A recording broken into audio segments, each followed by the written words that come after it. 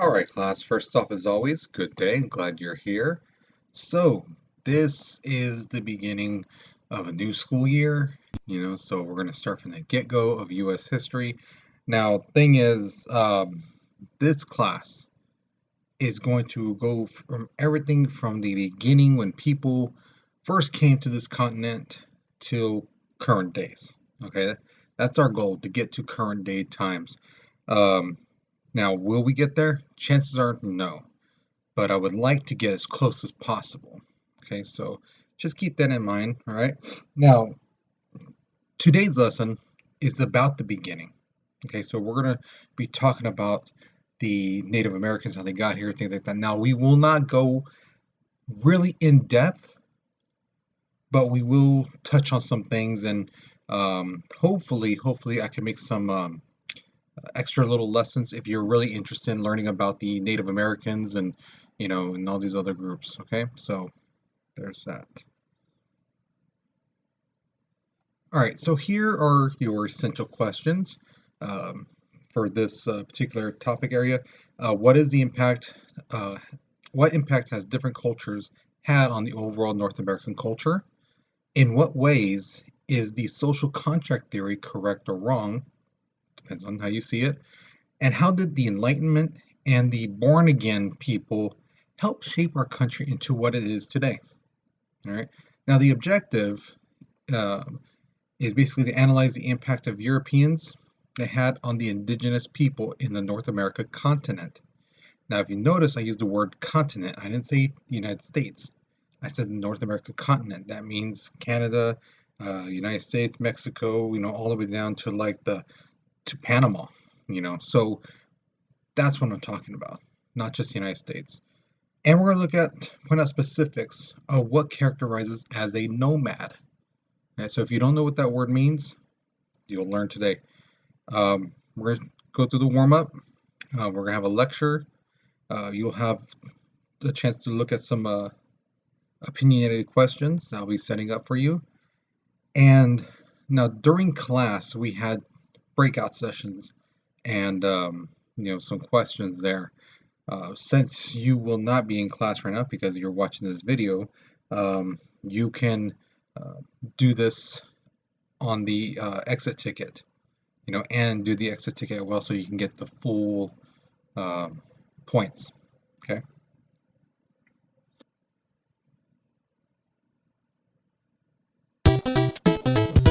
No, gotta mess that up.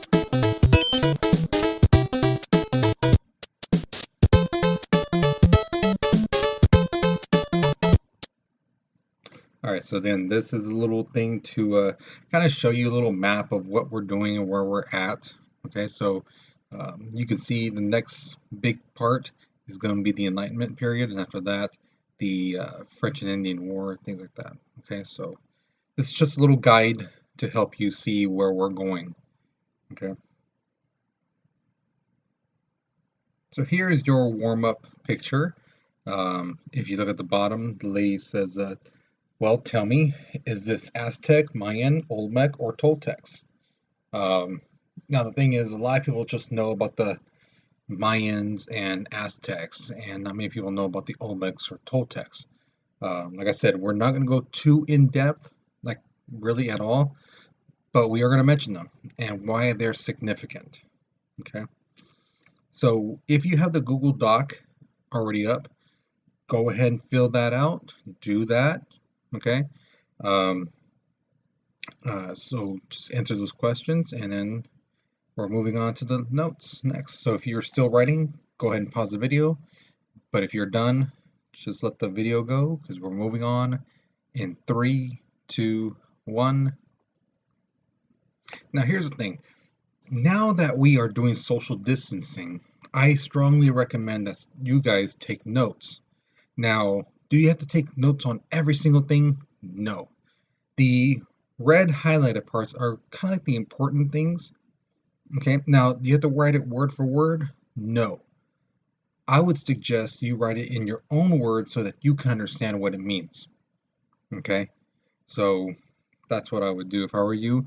I would also not pause the video or skip through, just like pause the video and then go to the next slide, because there'll be a little information I'll be giving and it might be relevant, to like the test. So it's key that you listen to what I'm saying instead of just pausing it, writing down the stuff, and then moving on. Okay, it really is, because you might be surprised, and you're like, I never heard this. It wasn't on the notes. It's like, well, it was on the video, and I mentioned it in class. It's just you decided you didn't want to listen to the video. You just want to write down the notes. Get down, do the minimum, and that's it. Okay. So here's the thing: no one knows exactly when the first man set foot in the North American continent. There's no way. There's no way anyone said, okay, on this day at this time, so many years ago, this person walked through here named Fred. They can't do that. Okay. Because the thing is, there's no evidence. The earliest evidence they found of early man, the first man coming through, was about 10,000 years ago. Right now, that's something that's like, okay, they were here 10,000 years ago. That doesn't mean that that's the first time they were there. It's the first thing they discovered. They dug it up, with some tools or whatever. So historians believe that they were actually around 15 to 30,000 years ago. Okay, they just got to dig deeper, expand their search and things like that in order to find these artifacts that the early men and women left behind during that time. Now, they were believed to be nomads. Now, the term nomad, if you don't know it already, is a person who travels where the food goes. Okay, so if a herd of deer is going this way, they're going that way. Okay, they're not going to be like, oh, well, food's going, I guess we'll just stay here and just wait for the next thing to come. No, they didn't do that because they didn't know when, if any, next thing of food would be coming through. So they followed the food. They would also eat like stuff like berries and things from trees and things from the ground and roots and things like that. And the thing is, they knew as time went on, like, don't eat this, you can eat this, this is safe, that type of stuff. So as time went on, they learned, ooh, somebody ate some of that last year and it killed them. So don't eat that. Okay. Native Americans started to learn how to do agriculture work. They realized, you know what, if we plant these seeds in the ground and they grow a tree and this tree provides fruit and stuff like that, we can stay here. If we plant these seeds in the ground here, the stuff will grow and we won't have to be chasing the food around, and that's how civilization starts. Because once you have food, constant food coming in, then you can worry about other things instead of where am I going to get my next meal? How am I going to survive if I don't eat? So then it becomes we can build a home. That's how civilization begins. Okay. Go to the next slide. So the first true early civilization were the Olmecs in southern Mexico. Now, when I mean civilization, I don't mean like they had skyscrapers and things like that, but they did have some type of structures, some type of buildings, and they had a sense of a community there. They had a language, they had some form of expression, things like that. They were from about 1500 BC to about 1200 BC, so they were about 300 years. They were around. They were dominating in southern Mexico. Now the Aztecs. Well, next came the Toltecs, and they kind of faded away. They came and they faded really quickly because the Aztecs and Mayans, they came up with structures like, as you see the top two pictures, beautifully done. Now the thing is, guys, I know it's very easy to watch TV or YouTube and you see, like, especially that dude's like, with his hair all this like this, it's aliens, man. They built these buildings because there's no way people could have thought of stuff like that.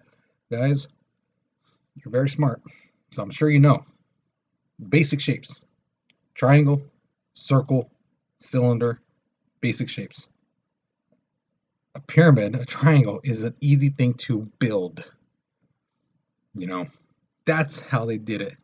It wasn't like, oh, they had contacted aliens and they did this. No, no, they knew this is a basic shape, so it can support the weight and structure. Okay, so don't believe everything you see on TV and online, stuff like that, from these experts. Okay.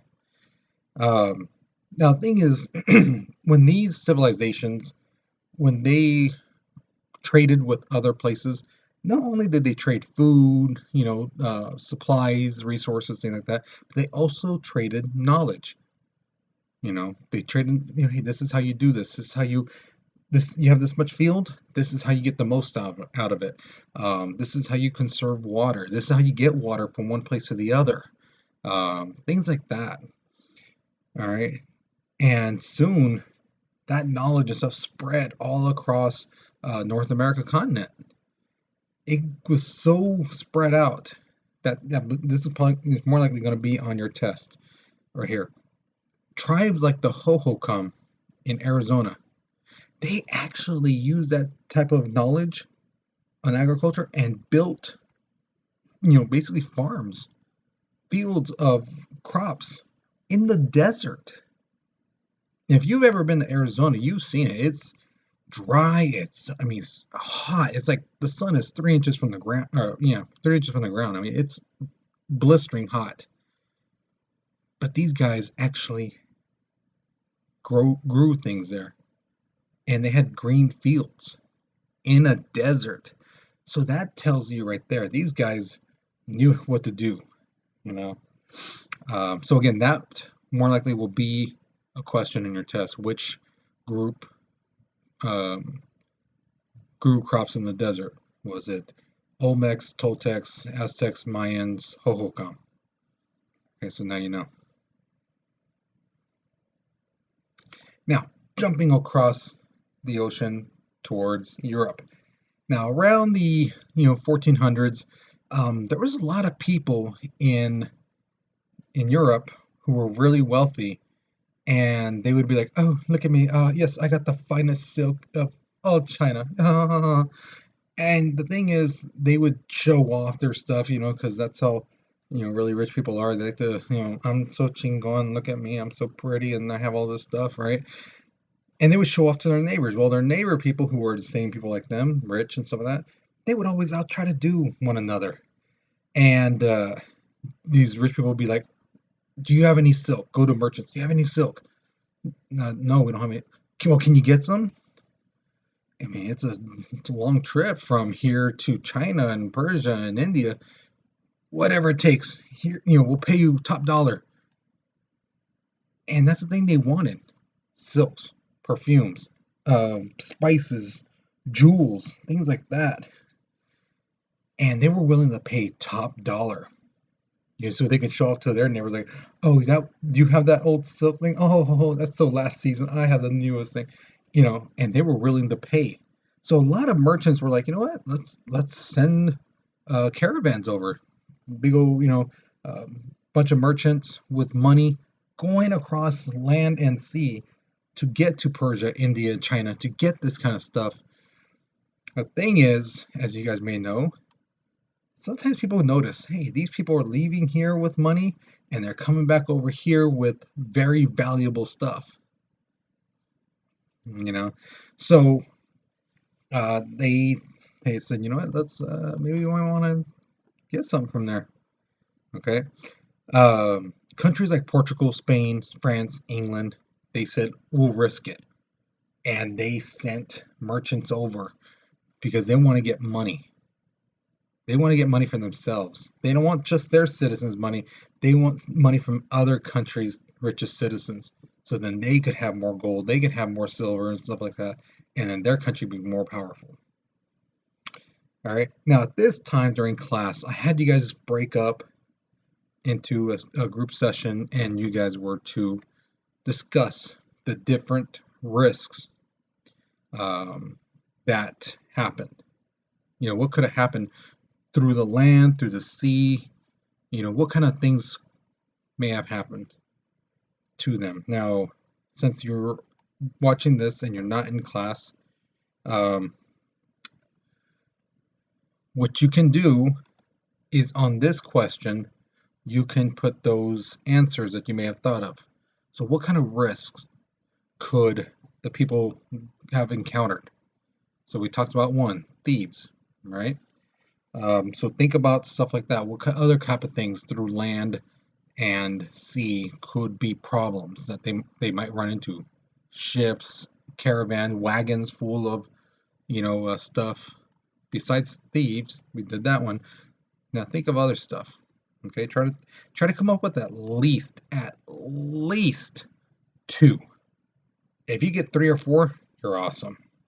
Okay, so again, put that answer with this question, and then answer this question. Do you think that European settlers discovering the New World was inevitable or not? Now, some of you guys may not know what the word inevitable means. Inevitable means like it was going to happen, no matter what, you know. So it's like today, you know, you're here. If someone said in the morning, you're going to take a breath today, you're going to breathe. Well, yeah, I woke up and things like that. It's inevitable. I woke up and I'm breathing. That's inevitable that you're going to take a breath. Okay. Um, the thing is, I'm asking, do you think Europeans, knowing what you know in history already, do you think the Europeans would have eventually found out about the North America continent?